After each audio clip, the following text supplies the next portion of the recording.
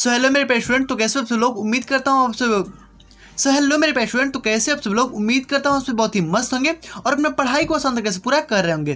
तो स्टूडेंट, आज की इस वीडियो में हम बात करेंगे समुच्चय यानी सेट्स, ठीक है, जो कि हमारा क्लास 11th के मैथ वाला जो सबसे पहला चैप्टर है, ठीक है, मैथ के, वो हमारा यहाँ पे समुच्चय का है और इसको ईजी तरीके से हम यहाँ पे क्लियर करेंगे, ठीक है। और ये हमारा समुच्चय जो है वो एक ही वीडियो में एकदम क्लियर हो जाएगा, ठीक है।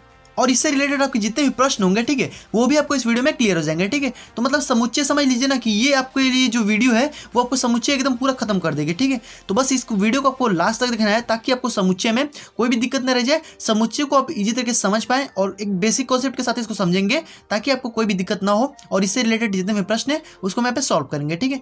चलिए देखते हैं और समझते हैं इजी तरीके से। तो बस आपको करना क्या है कि वीडियो को एंड तक देखना है। तो चलिए फटाफट से देखते हैं समुच्चय को। और हाँ, आपको ध्यान से देखना है और समझना है, ठीक है। इससे बाहर आपका एक भी प्रश्न नहीं आएगा, ये गारंटी मैं देता हूँ। तो बस आपको इस एक वीडियो में आपको पूरा यहाँ पे समुच्चय जो कि क्लियर हो जाएगा, ठीक है। चलिए देखते हैं। तो सबसे पहले यहाँ पे समुच्चय को एकदम आसान तरीके से समझेंगे। भाई समुच्चय पहले होता क्या है, ठीक है, पहले हम समझ लेते हैं कॉन्सेप्ट के साथ, ठीक है। समुच्चय पहले हम समझ लें समुच्चय होता क्या है, ठीक है। तो चलिए, कुछ भी आपको नहीं पता है, चलिए ध्यान से देखिए और समझिएगा। मान लीजिए कि कोई भी हमारे यहाँ पे जंगल है, ठीक है। मान लीजिए कोई भी जंगल है, उसमें बहुत सारे जानवर है। जैसे कि मान लीजिए कि ये हमारे दिए गए एक गाय है, ठीक है। मान लीजिए एक गाय है हमारा और हमारा एक बकरी है, ठीक है, बकरी है। और एक मान लीजिए कि हिरन है, ठीक है, हिरण। और एक मान लीजिए हमारे यहाँ पे लोमड़ी, ठीक है, लोमड़ी, ठीक है, एक हमारा लोमड़ी है। और एक आप मान लीजिए कि जिराफ, ठीक है। तो इतने मान लीजिए कि यहाँ पे एक हमारे जंगल है, ठीक है, उसमें इतने लोग हैं, ठीक है। गाय है, बकरी है, हिरन है, लोमड़ी है और जिराफ है, ठीक है। बस ध्यान से देखिएगा और समझिएगा, बहुत ईजी तरीके से मैं आपको समझाऊंगा, ठीक है। देखिए, मान लीजिए इतने सारे लोग हैं, ये क्या है, एक जंगल में है, ठीक है। अब मान लीजिए किसी एक लड़के ने, ठीक है, मान लीजिए कोई भी लड़का है, मान लीजिए उसने देखा, ठीक है, और एक उसने परिभाषा दिया, ठीक है। मान लीजिए उसने एक जो कि लड़के ने देखा और उसको परिभाषित किया। कैसे भाई किया कि उसने कहा कि जंगली जानवरों का समूह, ठीक है। ये मान लीजिए कोई भी एक समूह है, ठीक है। तो इसने कह दिया कि जंगली जानवरों का समूह है, ठीक है। तो यहाँ पे मैं लिख देता हूँ, ठीक है, जंगली जानवरों का समूह, ठीक है, जंगली जानवरों का समूह, ठीक है। उस लड़के ने देखा और कह दिया कि जंगली जानवरों का समूह है, ठीक है। और जो नेक्स्ट लड़का है, ठीक है, फिर उसने क्या देखा, देखिए समूह तो हमारा वही है, ठीक है, समूह हमारा वही है, लेकिन जो अब उस लड़के ने भाई उसके हिसाब से उसने क्या बताया वो आप देखिए। तो यहाँ पे मान लीजिए इतने सारे जो कि यहाँ पे जानवर है और इसको इसने बोल दिया कि जंगली जानवरों का समूह है, ठीक है। एक समूह है भाई, इतने जानवर हैं तो इसमें समूह तो यह होगा ना, ठीक है, क्योंकि इसमें एक से अधिक जानवर है, ठीक है। तो यह समूह हो गया, ओके। देखिए उसके बाद से दूसरा लड़का जो है वो उसने क्या कहा कि यह एक पालतू, ठीक है, पालतू जानवरों, ठीक है, पालतू जानवरों का समूह, ठीक है। उसने कह दिया कि पालतू जानवरों का समूह है, ठीक है, क्लियर। अब भाई तीसरा जो लड़का है उसने क्या कहा, देखिए, ठीक है, तीसरा लड़के ने कहा कि यह जानवरों का समूह है, ठीक है, जानवरों का समूह, ठीक है। तीसरे लड़के ने क्या कहा कि ये जानवरों का समूह है, ठीक है। और एक और लड़का है चौथा, ठीक, चौथे लड़के ने क्या कहा है कि यह सबसे सुंदर जानवरों का समूह है, ठीक है, सबसे सुंदर जानवरों का समूह, ठीक है। चलिए, तो देखिए ये चारों लोगों ने अपनी मतलब कि अपनी परिभाषा से अलग अलग परिभाषाओं में इसको परिभाषित किया है, ठीक है। तो देखिए मान लीजिए कि हमारा कोई भी समूह था एक, जिसको एक लड़के ने देखा तो कह दिया कि जंगली जानवरों का समूह है, एक ने देखा है तो कह दिया पालतू जानवरों का समूह है। अब एक ने कहा जानवरों का समूह है और एक ने कहा कि सुंदर जानवरों का समूह है, ठीक है। तो अब आपको इसमें देखना है कि कौन सा एकदम मतलब कि किसने एकदम इसका सही परिभाषा यानी सुपरिभाषित किसने किया है, ठीक है। तो ये आप देखिए, तो अगर हम मान लें कि ये जो हमारा फर्स्ट वाला लड़का है कहा है कि जंगली जानवरों का समूह, ठीक है। तो जंगली जानवर यानी अब आप इसमें देख लीजिए, गाय जो है वो जंगली जानवर है, नहीं भाई, बिल्कुल गलत है। ये हमारा बकरी जंगली जानवर है, ये भी नहीं है। हिरन जो है वो जंगली जानवर है, तो ये हो सकता है, ठीक है, लोमड़ी भी हो सकता है और जिराफ भी हो सकता है। लेकिन जो गाय और बकरी है ये हमारे जंगली जानवर में नहीं आते हैं, ठीक है, ये हमारे पालतू जानवर है, ओके।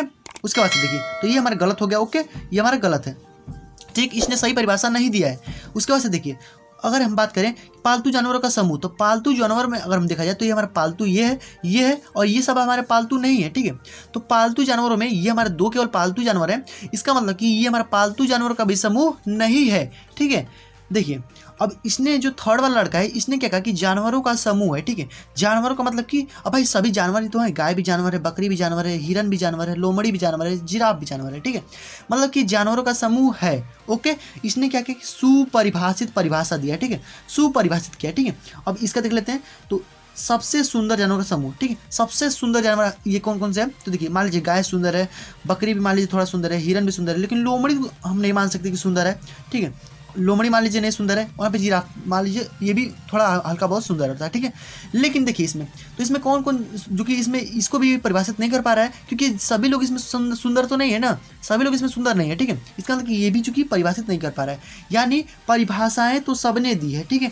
परिभाषाएं देखिए, परिभाषा जो है परिभाषा, ठीक है, बस ध्यान से देखिएगा, आपको इसमें कोई भी दिक्कत नहीं होगा, ठीक है। परिभाषा तो अपने सबने दी है, ठीक है, लेकिन इसमें सबसे सटीक परिभाषा किसने नहीं दिया है? तो ये जो थर्ड वाला लड़का है जानवरों का समूह है, ठीक है, यानी इसको इसने सुपरिभाषित किया है, ठीक है, सुपरिभाषित, ठीक है। तो सुपरिभाषित को ही क्या कहते हैं? समुच्चय कहते हैं, ठीक है, क्लियर। सुपरिभाषा जिसने दिया है, ठीक है, उसी को कहेंगे समुच्चय। यानी अब आप इसका आसानी से इसका परिभाषा बना सकते हैं कि समुच्चय यानी सेट्स जो है वो कहते किसे हैं। तो अगर आपको बात कर दी जाए तो मान लीजिए कि सुपरिभाषित समूह को ही क्या कहते हैं? समुच्चय कहते हैं, ठीक है। क्या कहते हैं? सुपरिभाषित समूह को ही समुच्चय कहते हैं। या फिर आप कह सकते हैं कि किसी सुपरिभाषित समूह को समुच्चय कहते हैं। सुपरिभाषित मतलब कि जो एकदम सटीक, एकदम उसका आंसर दे एकदम सही, वही हमारा समुच्चय होता है, ठीक है। परिभाषा तो कोई भी दे देता है, लेकिन अच्छे ढंग से यानी सुपरिभाषित एकदम सही परिभाषा कौन देता है उसको हम यहाँ पे समुच्चय कहते हैं। क्लियर? सेट्स आपको समझ में आ गया। समुच्चय का एक दो नंबर में कभी परिभाषा पूछ देता है तो आप यहाँ पे समझ गए होंगे, ठीक है। तो इतना क्लियर है ना। अब देखिए, अब इसमें थोड़ी सी बातें हैं वो आपको समझ ही नहीं है, ठीक है। अब मान लीजिए कि ये हमारी चीज़ें दी गई हैं, ठीक है, तो इसको आपको समुच्चय के रूप में कैसे लिखना है, ठीक है। समुच्चय में या कुछ रूल्स होते हैं वो आपको ध्यान देना है, ठीक है। तो समुच्चय में देखिए क्या ध्यान देना है आपको कि ये जो अब इस तरह से आप लिखेंगे नहीं कि गाय दिया है, बकरी दिया है, हिरन दिया है, लोमड़ी दिया है, जिराफ दिया, इस तरह से आपको नहीं लिखना है। आपको इसमें लिखना कैसे वो आप ध्यान दीजिएगा। इसमें आपको लिखना क्या है कि ये जो हमारी चीज़ें दी गई हैं, मान लीजिए फर्स्ट पे ये हमारा अवयव दिया है, ठीक है, अवयव, ठीक है। आपको अगर समुच्चय में लिखना है इसको तो समुच्चय में आपको इसको अवयव पढ़ेंगे, ठीक है, कि हमारे 1 अवयव है, 2 अवयव है, 3 है, 4 है, 5 है, ठीक है, अवयव के हिसाब से पढ़ेंगे। या फिर आप इसको मेंबर भी कह सकते हैं या फिर सदस्य भी कह सकते हैं, ठीक है। यहाँ पे सदस्य भी लिख लीजिए, ठीक, सदस्य भी हो सकता है, या फिर आप इसे मेंबर तो कह ही सकते हैं, ठीक है। तो सदस्य भी आप कह सकते हैं, और आप इसे कह सकते हैं कि यह हमारा क्या है, एक एलिमेंट है, ठीक है। एलिमेंट में इसमें अवयव होता है, सदस्य आपका मेंबर हो गया, ठीक है। तो आप ये अवयव और सदस्य कह सकते हैं, ठीक है। सेकंड में आपको इसमें क्या फॉलो करना है रूल कि आपको जो भी ये ब्रैकेट के अंदर अवयव को लिखेंगे, अवयव हमेशा और हमेशा आपको याद रखना है कि वो हमारा किस लेटर में होगा भाई। तो ये हमारा अंग्रेजी वर्णमाला के यहाँ पे स्मॉल लेटर, ठीक है, ABCD डॉट, ठीक है।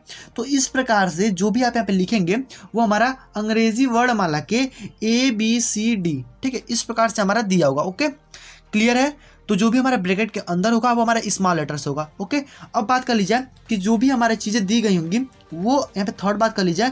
तो थर्ड बात में आपको कि आपको इनके बीच में कॉमा लगाना है, ठीक है। तो यहाँ पे कॉमा भी इसमें होना चाहिए, ठीक है। यहाँ पे हम लिख देते हैं कॉमा, ठीक है, मतलब इनके बीच में कॉमा भी होना चाहिए। और ये देखिए ये सारे इसमें रूल है, ये तभी ये समुच्चय कहलाएगा, वरना ये समुच्चय नहीं कहलाएगा, ठीक है।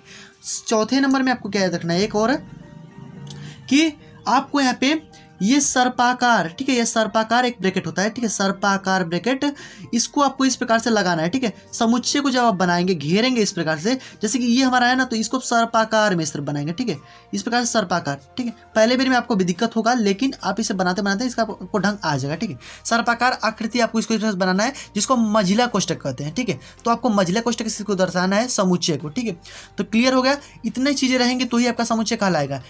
तो जो भी इसके बीच में दिया होगा इसको आप अवयव कहेंगे, ना कि आप इसे झुंड कहेंगे, ठीक है। आपको इसको झुंड नहीं करना है, ठीक है, आपको इसको अवयव कहना है, या फिर आप सदस्य कह लीजिए, एलिमेंट कह लीजिए, या फिर आप इसको मेंबर कह लीजिए, ठीक है। और आपको इसमें बीच में जो भी चीज़ें लिखेंगे वो आपका स्मॉल लेटर में होगा, अंग्रेजी वर्णमाला के, और यहाँ पे कॉमा आपको बीच बीच में लगाते चलना है, ठीक है, सब में। और यहाँ पे जो आप कोष्टक बनाएंगे वो आपका मंझिला कोष्टक होना चाहिए, उसी के अंदर आपका होना चाहिए, ठीक है। तो क्लियर है इतना बात। अब देखिए ये हमारे समुच्चय के कुछ बेसिक कॉन्सेप्ट थे जो कि आपको क्लियर कर लेना है, और अब देखिए अब बहुत ही ईजी प्रश्न आएंगे, आपको इसमें कोई भी दिक्कत नहीं लेना है, ठीक है।